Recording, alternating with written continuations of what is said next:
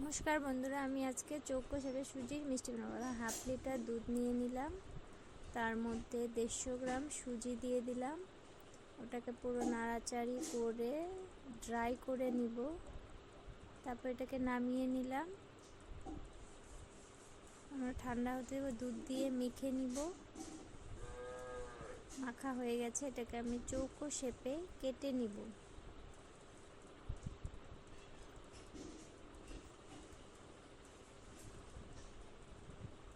তেল দিয়ে দিলাম, তেলের মধ্যে মিষ্টিগুলো দিয়ে দিব। ওটাকে নাড়াচাড়ি করে লাল লাল করে ভেজে নিব। তারপরে জল দিয়ে দিলাম শিরার জন্য, চিনি দিয়ে দিলাম। তারপরে মিষ্টিগুলো ছেড়ে দিলাম। 5 মিনিটের জন্য ঢাকা দিয়ে দিলাম। এলাচ দিয়ে দিলাম। এখন আমি মিষ্টিগুলো নামিয়ে নিব। উপর দিয়ে শিরাও দিয়ে দিলাম। এখন আমার রেডি চৌকো শেপে মিষ্টি। কেমন লাগলো অবশ্যই কমেন্ট